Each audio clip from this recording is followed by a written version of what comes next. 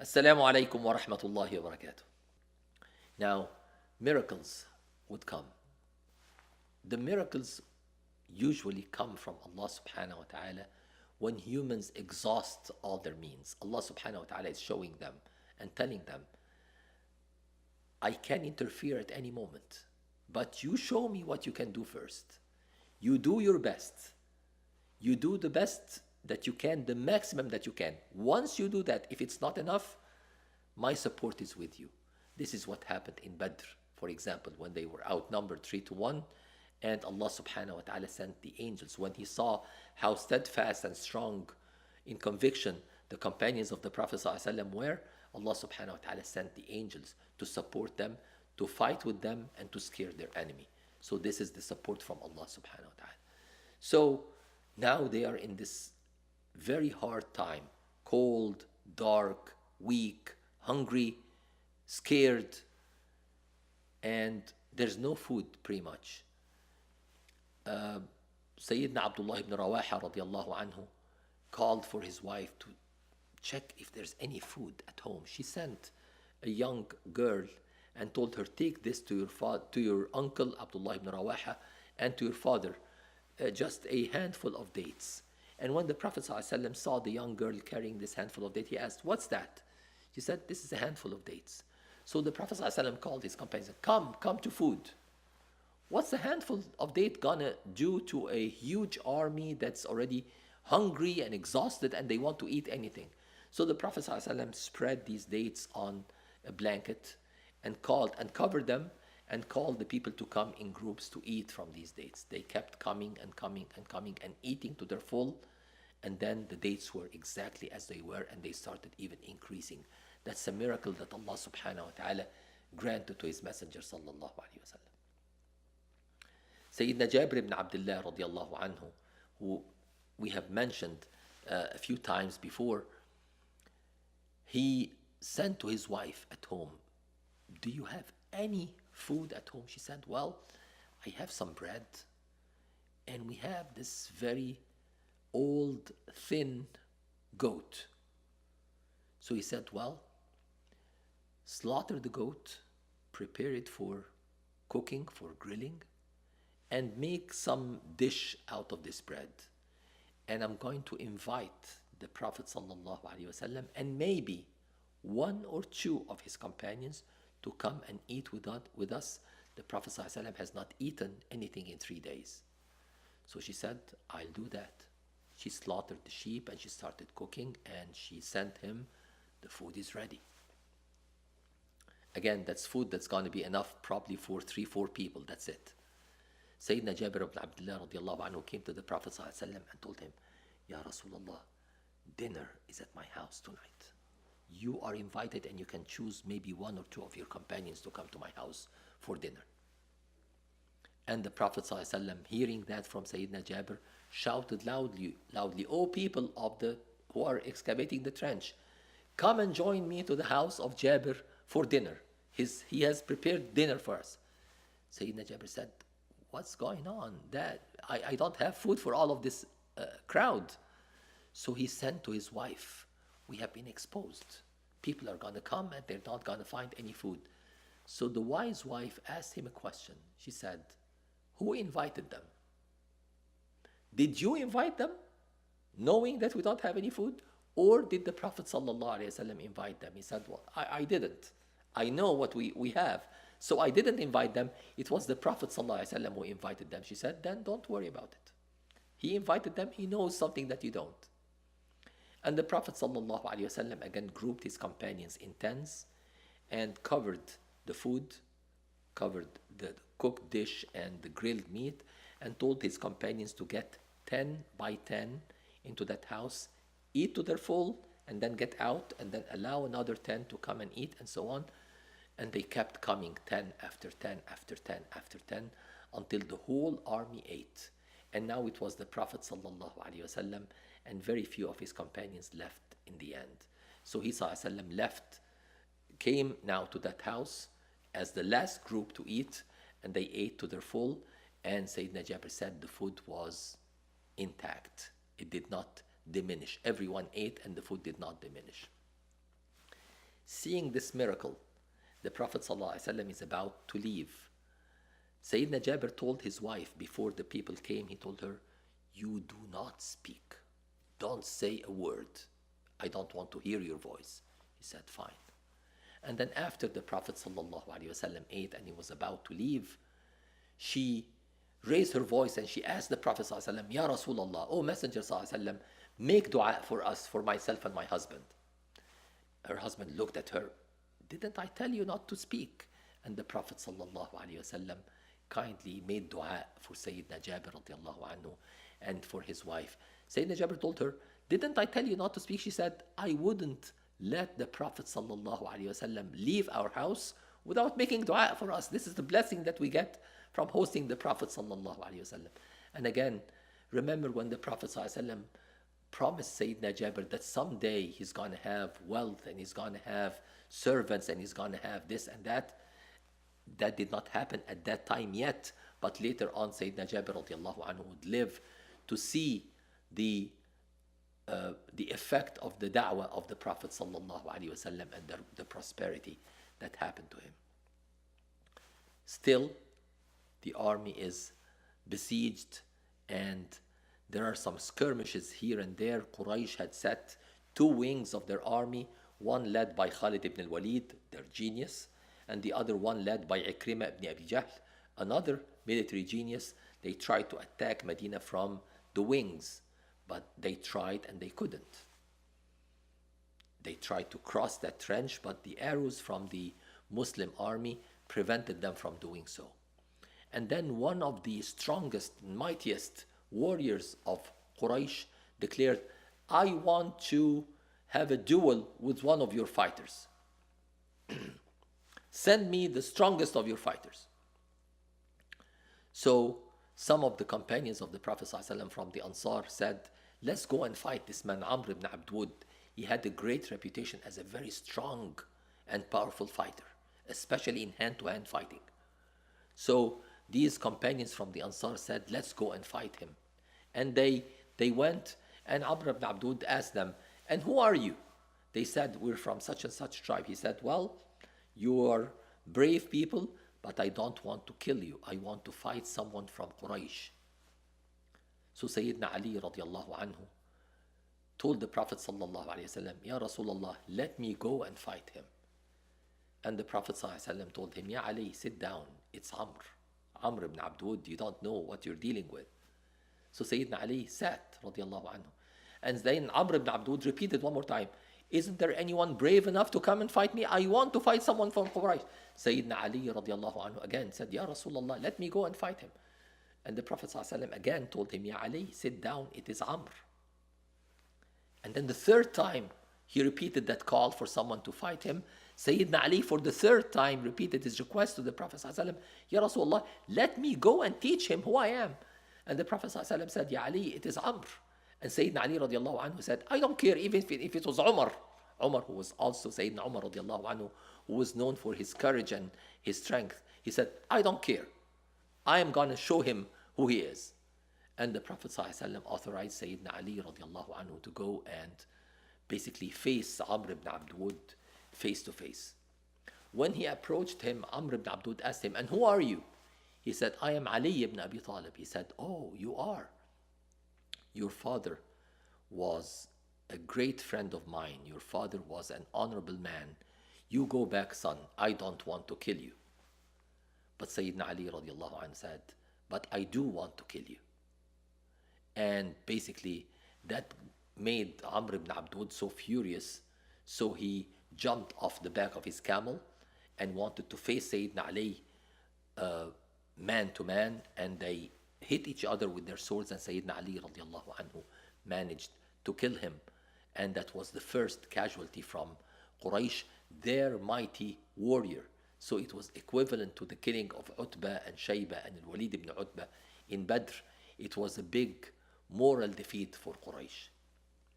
Now the wind is blowing very strongly, very cold. Quraysh is trying to lit fires to cook and to get some warmth, but the wind is blowing their fires, blowing their tents, And Quraysh is in a miserable situation. The believers with the Prophet ﷺ are in a dire situation, but Quraysh also is in a miserable situation. Now, the Muslims have done everything they could do. And again, as we just mentioned, whenever they do everything in their power, the miracles from Allah subhanahu wa ta'ala will come in tow. So now we have one person sneaking from the camps of Quraysh to the Prophet sallallahu alaihi wasallam. And that person was, again, Nu'aym ibn Mas'ud. Remember Nu'aym ibn Mas'ud, who came to warn the Prophet ﷺ and to threaten the Muslims, telling them Abu Sufyan is preparing a huge army in Badr too. He was sent by Abu Sufyan to throw fear in the hearts of the believers. He came to the Prophet ﷺ and said, Ya Rasulullah, I see the truth. I see the light. I want to be with you. I don't want to fight with Quraysh anymore. Let me be one of your followers. And let me give you my support. And the Prophet ﷺ said, I know you are an honest man, you are a brave man, but what can one man do? So if we are a few thousand, it's a few thousand and one against the 10,000 of Quraysh. What can you do as an individual? He said, well, I may have a trick or two if you just allow me to use them. And the Prophet ﷺ said, do whatever you can. Nu'aym ibn Mas'ud was a master of mental games and mental warfare, psychological warfare. So he went to the leaders of Bani Qurayza and told them, you know what? Quraysh is having second thoughts. Ghatafan wanted to retreat, and they were about to sign a treaty with Muhammad, taking the dates and going back. So they came from a long distance. If they go back safely to their villages, you are going to be stuck here. You are in his backyard. You cannot go anywhere. Quraysh can go back to Mecca. Hawazin can go back to its villages. Asad can go back to its villages. Kilab can go back to its villages. But you can't go anywhere. Your families are here. Your wealth is here. Your farms are here. So, let me give you a piece of advice. Quraysh is having second thoughts. They're thinking about going back and retreating. And if they retreat, you're going to be in front of the army of Muhammad. So to prevent that from happening, you know that I'm an honest man, and you know that I'm a friend of yours and an ally of yours. We've had long-standing relationships for many years. Take my advice. Ask Quraysh to give you some hostages, to give you some of their leaders as hostages. So if they betray you and if they retreat back to Mecca, you can surrender these hostages to Muhammad as a sign of good faith. They said, you know what? This is a very good piece of advice. Thank you very much. We never thought about that. And then to himself he said, well, mission half accomplished. So he went now to Quraysh and he said, you know what? You know that I'm an honest man. You know that I'm a trusted man among you. I'm one of you. I came with you. And you even sent me last year as a messenger to Muhammad. I just came from Bani Qurayza. And they're having second thoughts. They thought, why did we betray Muhammad? We never had any problems with him. So now they want to reconcile with him. And they want to take a few of you as hostages to surrender them to Muhammad as a sign of good faith for them to be killed and save themselves. So if they ask you for hostages, do not listen to them. They said, wow, you know, Nu'aym, we never thought about that. Thank you for warning us. He was just telling them about that, and a delegation came from Bani Qurayza and asked Quraysh, again, based on the advice of Nu'aym Mas'ud, they said, we want to have some of your leaders to be our guests until the battle is over, just as a sign of trust and sign of good faith that you're not going to retreat and leave us to face Muhammad by ourselves. So Quraysh said, you know what, this is exactly what Nu'aym ibn Mas'ud was talking about. They're planning to betray us by taking these leaders and surrendering them to Muhammad. So Quraysh said, no way, we're not going to do that. And as soon as Quraysh refused that request, the leaders of Bani Qurayza said, you know what? This is exactly what Nu'aym ibn Mas'ud told us about. Quraysh is indeed planning to retreat and leave us to Muhammad. So immediately they said, well, if that's the case, we are not going to fight with you. Our unity is over. We are not your partners anymore. And each party left to their camps. But now it's too late to reconcile with the Prophet ﷺ after they had initially betrayed him. The Prophet ﷺ and his companions are separated from the enemy by the trench. They don't know what's going on the other side. And they want to send someone to get the news. What is Quraysh deliberating about? What have they decided? Especially after Nu'aym ibn Mas'ud told the Prophet ﷺ about what happened and how he tried to break that unity. So the Prophet ﷺ, again in the darkness of the night, cold, dark, everyone exhausted, everyone is scared, the Prophet ﷺ summoned his companions and said, who from among you would go under the darkness of the night, cross the trench, and go to the camp of Quraysh and get me the news? Who would volunteer to do that? Now in that army was Sayyidina Abu Bakr, Sayyidina Umar, Sayyidina Uthman, Sayyidina Ali, Sayyidina Talha, Sayyidina Zubayr, Sayyidina Sa'd ibn Abi Waqqas, all the great names, Sayyidina Sa'd ibn Mu'adh, Sayyidina Sa'd ibn Ubadah, all the great names. How many people stood up? None. They were so tired, exhausted, weak, hungry, and scared. So none stood up. Now the Prophet ﷺ repeated his request. Who would be willing? He's asking for volunteers. Who would be willing to go under the darkness of the night, cross the trench, go get me the news of Quraysh, and I guarantee his safety. I guarantee that he's going to come back safely. Now that's an added bonus. He's going to be the messenger of the Prophet ﷺ and he's going to come back safely. How many people stood up? None. So the Prophet ﷺ raised the stakes one more time. Who would be willing to cross the trench under the darkness of the night and go to the camp of Quraysh and get me the news and come back, and I guarantee his safety and he's going to be my companion in paradise? Now what's better than that? Safety in this life, companionship of the Prophet ﷺ in paradise, and being the messenger of the Prophet ﷺ. Now how many of the companions stood up? None. That's an extreme circumstance never seen before. Usually people would rush to serve the Prophet ﷺ and respond to his requests for volunteers. With all of these stakes and all of these rewards, still none feels strong enough or brave enough to go and do that. So now the Prophet ﷺ had to nominate someone. So the Prophet ﷺ looked at his companion and said, قُمْ يَا حُذَيْفَةَ Hudayfa ibn al-Yaman radiyallahu anhu. Hudayfa, stand up, you're it. You're gonna be my messenger. You are gonna go and cross the trench. You're gonna listen. You're not gonna say anything. You're not gonna make yourself seen. Don't do anything. Just go and listen, get me the news, and come back, and you are gonna be safe and you're gonna be my companion in paradise.